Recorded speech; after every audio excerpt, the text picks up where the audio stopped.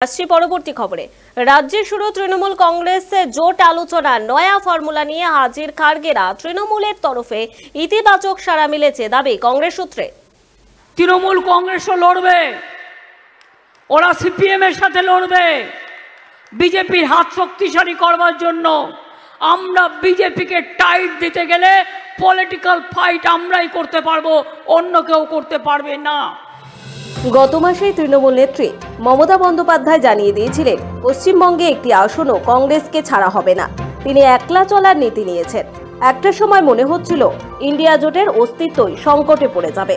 লোকসভা নির্বাচনের ঠিক আগে আগে সেই ছবিটা অনেকটাই বদলে গিয়েছে।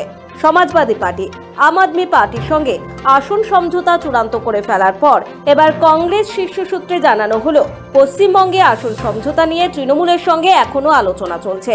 দুটির বেশি আসন পাওয়ার জন্য দর কষাকষি করছেন তারা। গত সপ্তাহে শেষবার কথা হয়েছে। কংগ্রেস আশাবাদী, একে একে উত্তরপ্রদেশ, দিল্লির মতো রাজ্যে আসন রফা চূড়ান্ত হয়েছে। বিহার, তামিলনাড়ুর মতো রাজ্যে আসন রফায় বিশেষ সমস্যা নেই। মহারাষ্ট্র রফা চূড়ান্ত হওয়ার পথে। এবার বাংলাতেও ফের তৃণমূলের সঙ্গে আলোচনা শুরুর পথে কংগ্রেস। কিসের ভিত্তিতে দর কষাকষি? সূত্রের খবর, অসমে অন্তত একটি এবং মেঘালয়ের তুরা আসনে কংগ্রেসের সমর্থন পেতে চাইছেন তৃণমূল নেতৃত্ব।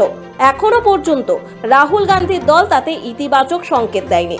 কিন্তু বাংলায় যদি মমতা বন্দ্যোপাধ্যায় তাদের দুটির বেশি 4 থেকে 5টি আসন ছাড়েন, তাহলে উত্তর পূর্বাঞ্চলে দুটি আসনে তৃণমূলের পাশে থাকার কথা ভাবতে পারে কংগ্রেস।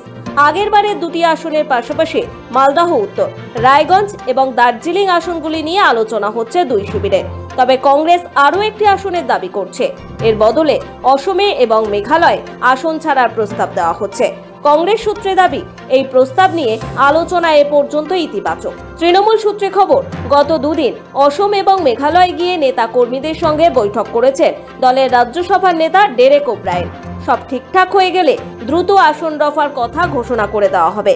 কংগ্রেস সূত্র বলছে, অখিলেশ এবং কেজরিওয়ালের সঙ্গে কংগ্রেসের রফা চূড়ান্ত হওয়ার পর মমতাও সুর নরম করেছেন। তৃণমূল শীর্ষ নেতৃত্ব এখনও এ বিষয়ে ধোঁয়াশা রাখছেন। তৃণমূলের সঙ্গে কংগ্রেসের জোট হবে না ধরে নিয়ে প্রদেশ কংগ্রেস নেতৃত্বের সঙ্গে সিপিএম নেতারা আসন সমঝোতা নিয়ে কথা শুরু করেছিলেন। এর আগে মমতা বন্দ্যোপাধ্যায় প্রকাশ্যে জোট সম্ভাবনা খারিজ করে দিয়েছেন। তিনি সাফ জানিয়ে দিয়েছেন, কংগ্রেস সিপিএম এর সঙ্গে ঘর করছে, ওদের একটা আসনও ছাড়বে না তৃণমূল। সিপিএম কে আমি কোনোদিন ক্ষমা করব না।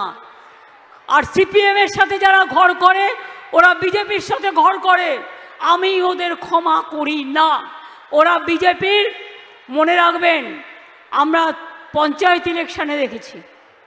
আমি কংগ্রেসকে বললাম, তোমাদের একটাও এমএলএ নেই, দুটো এমপি সিট মালদা একটা, মালদায় দুটো আমি তোমাদের দিচ্ছি, আমরা জিতিয়ে দেবো। বললো না, আমার অনেক চাই। আমি বললাম, তোমাকে আমি একটাও দেব না, তুমি তো আগে সিপিএম এর সঙ্গ ছাড়ো। তুমি সিপিএম, তোমার নেতা। সিপিএম আমাদের কি ওপর কি অত্যাচার করেছে, কি অত্যাচার করেছে মনে আছে? গাজলে চাচল শেখের কথা মনে আছে? গাজলে তার বউ সহ, বাচ্চা সহ, প্রেগনেন্ট মাদার সহ পুড়িয়ে মেরেছিল, মনে আছে? কৃষ্ণেন্দুকে আমি কলকাতায় ফিরে গিয়ে আবার রাত্রে ট্রেন ধরে এলাম, 92টা না কটা সেলাই হয়েছিল ওর জন্য।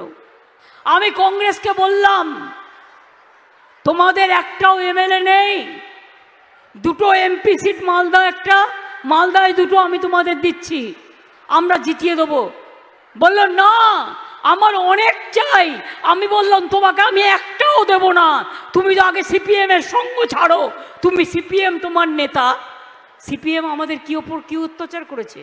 এই পরিস্থিতিতে কংগ্রেস এখনো তৃণমূলের সঙ্গে কথা বলছে বলে দাবি করায় সেই আলোচনার কি হবে তা নিয়েও প্রশ্ন উঠেছে।